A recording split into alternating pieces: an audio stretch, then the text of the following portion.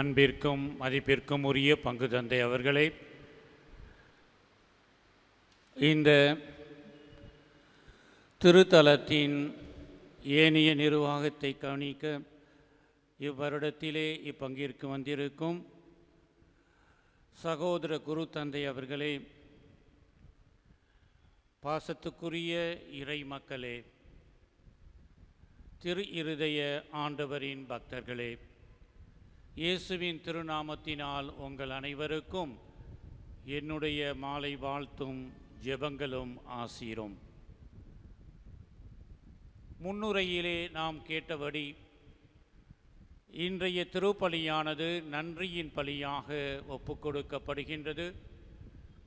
கடந்த 4 ஆண்டுகளாக இந்த புதிய ஆலயத்திலே இறைவன் தம்முடைய மகனாகிய இயேசு கிறிஸ்துவின் மூலமாக அன்பு நிறைந்த தியாகம் நிறைந்த அவருடைய திரு இதயத்தின் மூலமாக நமக்கு செய்த கோடான கோடி நன்மைகளுக்காக இந்த 4 ஆண்டுகளிலே இறைவன் நம்முடன் உறவாடி கொண்டிருக்கின்றார். எவ்வாறு சீனாய் மலையிலே மோயிசுடன் உறவு கொண்ட இறைவன் எகிப்திலிருந்து சொந்த நாடான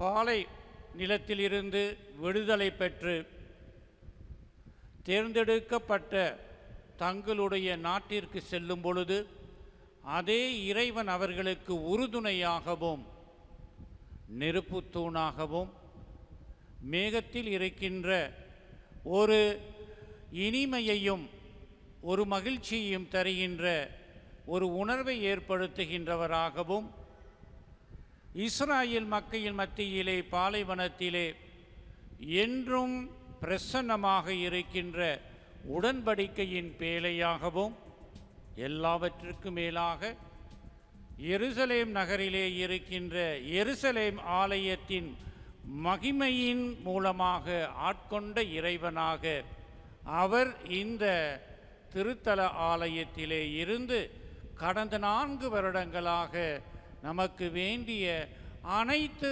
அருளையும் இறைவன் கொடுத்திருக்கின்றார்.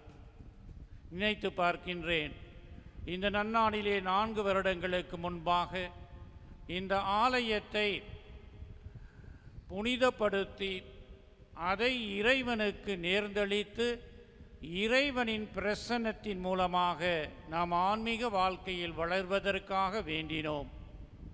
இந்த 4 ஆண்டுகளிலே இவ்வாலயத்திற்கு வந்த அனைத்து கிறிஸ்துவ மக்களுக்கும் திரு இருதய பக்தர்களுக்கும் இறைவன் கோடான கோடி நன்மைகளை செய்திருக்கின்றார். அன்புக்குரியவர்களே, இந்த நாட்களிலே நம்முடைய திருத்தலத்தின் பங்கு விழாவை 169வது ஆண்டு விழாவை கொண்டாடி கொண்டிருக்கின்றோம். இன்று நம்முடைய சிந்தனைக்காக கொடுக்கப்பட்டிருக்கின்ற கருத்து என்னவென்றால், இயேசுவின் இதயம் சமூக அக்கறையின் இதயம். இயேசு வாழ்ந்த காலத்திலே நாம் பார்க்கின்றோம், சமூக மாற்றத்தை விரும்பிய எண்ணற்ற குழுக்கள் இருந்தன. உதாரணமாக பரிசேயர்கள், பாரிசேஸ், பழைய ஏற்பாட்டின் சடங்கு சம்பிரதாயம் மக்கள் மீது பாரமாக திணிப்பதால் சமுதாயத்தில் மாற்றம் ஏற்படும் என்று எண்ணி அதை செய்து கொண்டிருந்த காலம். சதுசேயர்கள், சாடுசீஸ், அவர்கள் என்ன செய்தார்கள்? ரோமை ஆட்சிக்கு அடங்கி வளைந்து கொடுத்து அரசியல் சமரசம் செய்து கொண்டு கிரேக்க கலாச்சாரத்தை ஏற்றுக்கொண்டு தங்களுடைய சமுதாயத்தில் மாற்றத்தை ஏற்படுத்த முடியும் என்று நினைத்த காலம் அது. ஆனால் யூத துறவிகளோ, ஏசன்ஸ் சொல்லுவார்கள், அவர்கள் எல்லாவற்றையும் விட்டுவிட்டு பாலைவனத்திற்கு சென்று இறைவனோடு ஒன்றிணைந்து ஜெபித்து கொண்டிருந்த காலம். எல்லாவற்றுக்கும் மேலாக தீவிரவாதிகள், ஜெலட் என்று ஆங்கிலத்திலே சொல்லுவார்கள், ரோமை ஆதிக்கத்திற்கு எதிராக வன்முறையில் ஈடுபட்டு ரோமை ஆட்சியை வெற்றியின் மூலமாக வீழ்த்து தங்களுடைய சமுதாயத்திற்கு ஒரு புதிய மாற்றத்தை கொடுக்க வேண்டும் என்ற ஒரு காலமாக இறைமகன் இயேசு கிறிஸ்து வாழ்ந்த அந்த சமுதாயம் இருந்தது. இவர்களுக்கு மத்தியிலே இறைமகன் இயேசு கிறிஸ்து முற்றிலும் வேறுபட்ட ஒரு வழியை கொண்டு வருகின்றார். இயேசு விரும்பிய சமுதாய மாற்றத்தின் வழி என்ன? அவர் காட்டிய வழி வன்முறையை போதிக்கும் வழி அல்ல. சடங்கு சம்பிரதாயங்களுக்கு உட்பட்டு அடிமைப்பட்ட பரிசேயர்களின் வழி அல்ல. அந்நியருக்கு அடிபணிந்து போக சொல்லும் சதுசேயர்களின் வழியும் அல்ல.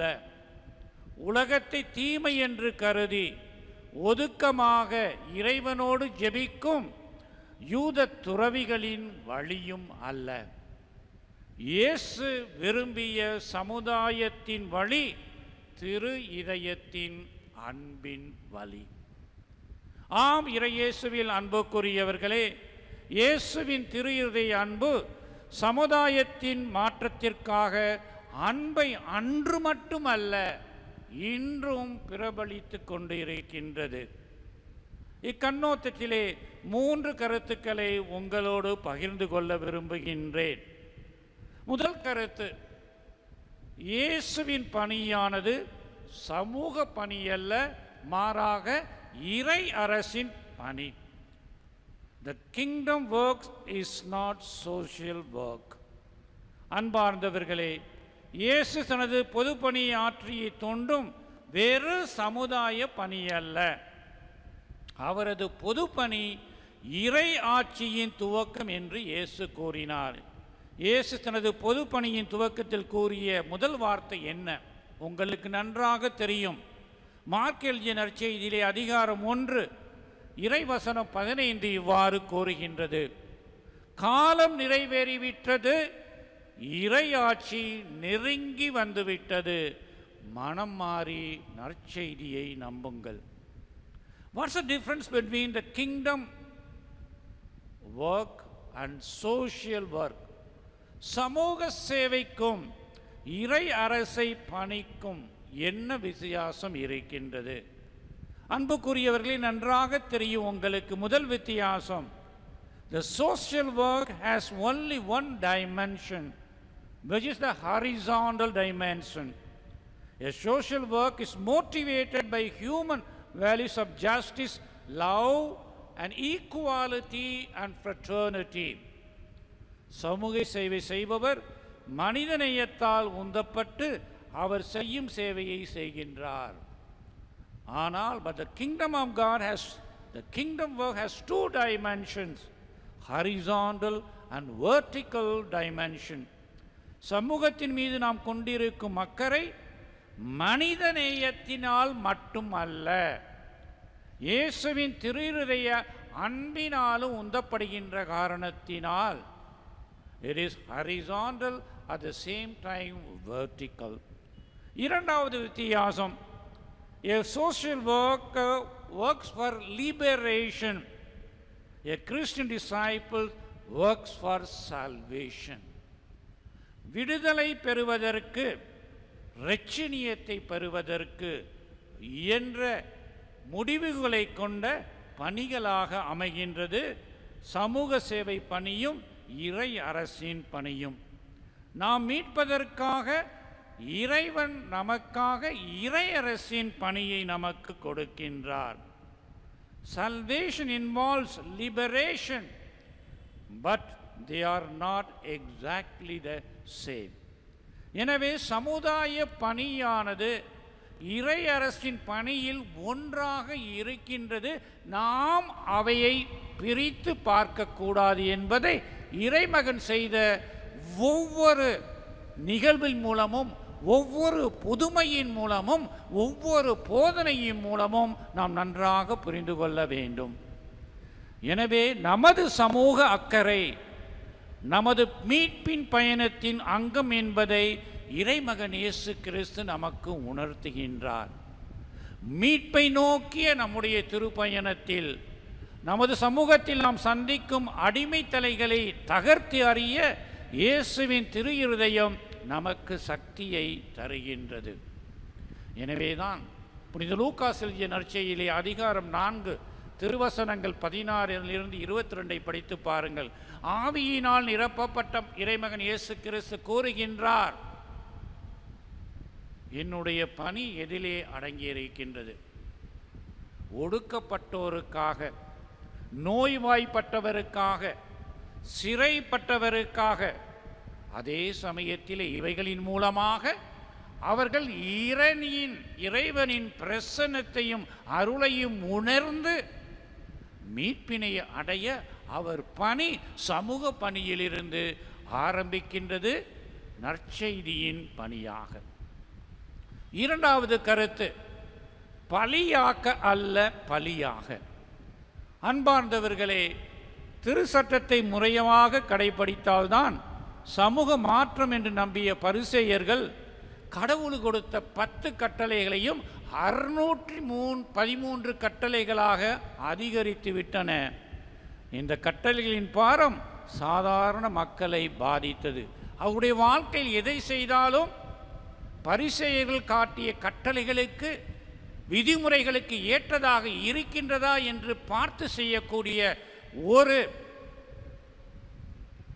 மனித மாண்பற்ற, மனித நேயத்திற்கு ஏற்ற ஒரு வழிமுறையாக இல்லாமல் ஒரு கடமைக்காக அவர்கள் செய்ய வேண்டிய நிலைக்கு அவர்கள் தள்ளப்படுகின்றார்கள்.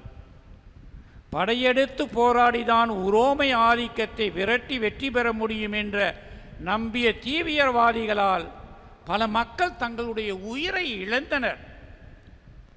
ஆனால் இயேசுவின் வழியோ பிறரை காயப்படுத்துகின்ற வழி அல்ல. இயேசுவின் வழி பிறரை பலியாக்கும் வழி அல்ல. இயேசுவின் வழி பிறர் சுமையை சுமத்தும் வழி அல்ல. மாறாக இறையேசுவின் திரு இருதய வழி தன்னையே பலியாக்கும் வழி, தன் மீது சுமையை ஏற்றுக்கொள்ளும் வழி, தன்னையே அன்பிற்காக காயப்படுத்தி கொள்ளும் வழி. எனவேதான் இயேசுவின் திரு இருதயம் நமது பாவங்களையும் நாம் செய்து வருகின்ற அனைத்து அன்பற்ற செயல்களையும் காயங்களாக அவர் தன்னுடைய இதயத்திலே சுமந்து வருகின்றார் என்பதை நாம் உணர வேண்டும். பரிசேயர்களின் கட்டளை சுமைகளை சுமந்து சோர்ந்திருப்பவர்களை பார்த்து இறைமகன் இயேசு கிறிஸ்து அந்த பரிசேயர்களையும் சதுசேயர்களை போன்றும் தீவிரவாதிகளையும் போன்றும் இல்லாமல், உங்களுடைய சுமையை நான் இறக்கி வைக்க தயாராக இருக்கின்றேன் என்று தன்னுடைய மக்களை பார்த்து ஆறுதலான வார்த்தைகளை அந்த திரு இருதயம் என்றும் கூறுகின்றது. பெரும் சுமை சுமந்து சோர்ந்திருப்போர்களே, எல்லோரும் என்னிடம் வாருங்கள், நான் உங்களுக்கு இளைப்பாற்றியை தருவேன். மத்தேயு எழுதிய நற்செய்தி அதிகாரம் 11 இறைவசனம் 28 முதல் 30 முடிய. அன்புக்குரியவர்களே, சுமை சுமர்ந்து சோர்ந்திருக்கின்ற நாம் அனைவரையும் இறைவன் இன்று அழைக்கின்றார். சமுதாயத்தில் மாற்றம் ஏற்படுத்த, ஆன்மீக வாழ்க்கையில் ஒரு புதிய அத்தியாயத்தை ஏற்படுத்த, இறைவனோடு கொண்டிருக்கின்ற உறவில் நாம் மென்மேலும் வளர, சகோதர பண்புடையவர்களாக, பிறர் அன்பின் சாட்சிகளாக, நற்செய்தியின் மக்களாக மாற இறைமகன் இயேசு கிறிஸ்து தன்னுடைய இதயத்தின் மூலமாக நம்மை அழைத்து கொண்டிருக்கின்றார். மூன்றாவது கருத்து மிகவும் முக்கியமானது. இயேசுவின் சமுதாய பணி விளிம்புகளை நாடி செல்லுகின்ற பணியாக அமைந்திருக்கின்றது. நாம் பார்க்கின்ற நற்செய்தியிலே இறைமகன் இயேசு கிறிஸ்து பாவிகளுக்காக, ஒடுக்கப்பட்டவர்களுக்காக, சமுதாயத்தில் வெறுக்கப்பட்டவர்களுக்காக, நோய்வாய்ப்பட்டவர்களுக்காக தன்னுடைய பணியை அமைத்து கொள்ளுகின்றார். எண்ணற்ற உதாரணங்கள் நற்செய்தியிலே இருக்கின்றது. அதை நான் திரும்பவும் சொல்ல வேண்டிய அவசியம் கிடையாது. இதை உணர்ந்து நம்முடைய பாப்பரசர் அருமையாக கூறுவார். பல சமயங்களில் இன்னும் கூறிக்கொண்டிருக்கின்றார். நாம் விளிம்புகளை தேடி பயணிக்க வேண்டிய ஒரு திருச்சபையாக இருக்கின்றோம். I do not want a church that is obsessed about what is the center, but I want a church that is concerned about reaching the periphery. பல சமயங்களிலே நம்முடைய கிறிஸ்துவ வாழ்க்கை, விசுவாச வாழ்க்கையானது கோட்பாடுகளையும் சட்ட திட்டங்களையும் நிறைவேற்றுவதில் நாம் செய்துவிட்டு நான் கட்டாயமாக விண்ணகத்தை அடைந்து விடுகின்றோம் என்ற ஒரு எண்ணத்தில் வாழ்ந்து கொண்டிருக்கின்றோம். இந்த வயதானோட போய் பேசி பார்த்தா தெரியும், உங்களுடைய 60, 70, 80 வருட காலத்தில் உங்களுடைய வாழ்க்கை எப்படி இருந்தது? திருப்பலிக்கு போனேன், ஜெபமாலை செய்தேன், நன்மை வாங்கினேன், பாவம் செஞ்சேன்னு சொன்னேன், அதனால் கட்டாயம் எனக்கு மோட்சம் கிடைச்சுன்னு ஃபாதர். உண்மை இல்லைன்னு நான் சொல்லலை. ஆனால் அதை விட திருச்சபையின் விளிம்பிலே இருக்கின்ற எண்ணற்ற மக்களை நாம் செல்ல வேண்டும், காண வேண்டும், அவர்களுக்கு உறுதுணையாக ஆறுதலாக இருக்க வேண்டும் என்று இறைமகன் இயேசு கிறிஸ்துவே நற்செய்தியில் பல இடங்களிலே கூறியிருக்கின்றார். ஏன் அத்தகைய சமுதாய பணியை நாம் இன்னும் சரிவர செய்யாமல் இருக்கின்றோம்? உண்மையிலே திருச்சபையில் ஒரு மாற்றம் வந்து கொண்டிருக்கின்றது. அத்தகைய பணி செய்ய பாப்பரசரும் சரி, ஆயர்களும் குருக்களும் பல முயற்சிகளை எடுத்து கொண்டிருக்கின்றோம். அந்த முயற்சிகளை வெற்றி பெற வேண்டும் என்றால் பாப்பரசாரால் மட்டுமல்ல, ஆயர்களால் மட்டுமல்ல, குருக்களால் மட்டுமல்ல, விசுவாசிகளாக இறை மக்களாக இருக்கின்ற நீங்கள் உங்களுடைய அழைப்பிற்கு, உங்களுடைய வாய்ப்பிற்கு ஏற்றவாறு இறைவன் உங்களுக்கு கொடுத்த தருணங்களுக்கு நீங்கள் பணிபுரிகின்ற தளத்திலே எந்த வகையிலே திரு இருதயம் காட்டிய ஒரு சமூக பணியை உங்களால் செய்து அதை இறை பணியாக மாற்ற முடியும் என்பதை நாம் யோசித்து பார்க்க வேண்டும். எனவே இறை இயேசுவில் அன்புக்குரியவர்களே, இன்றைய தினத்திலே நாம் இறைவனுக்கு நன்றி கூறுவோம். இயேசுவின் திரு இருதயம் இறை அரசின் பணியை முழுமையாக நிறைவாக செய்கின்ற ஒரு இதயமாக இருக்கின்றது. அந்த இதயத்தின் அருளையும் ஆற்றலையும் மகிழ்ச்சியையும் அமைதியும் பெற வந்திருக்கும் நீங்கள் அனைவரும் அந்த இதயத்தில் ஒன்றரை கலக்கும் பொழுது நாமும் இறைமகன் இயேசு கிறிஸ்துவின் இறையரசின் பணியாளர்களாக மாறும் பொழுது அந்த இறையரசின் பணியிலே சமூக பணியும் இருக்கின்றது. அந்த சமூக பணி அவசியம். ஆனால் அந்த சமூக பணியிலே எல்லாம் நிறைவேறிவிடாது என்பதை உணர்ந்து அதை ஒரு படகாக பாலமாக எண்ணி அதையும் செய்து அதன் மூலமாக இறை அன்பை பிறருக்கு காட்டுவதன் மூலமாகத்தான் திரு இருதய அன்பின் சீடர்களாக நாம் மாற முடியும். அதற்காக இப்பலியிலே ஜெபிப்போம். ஆமென்.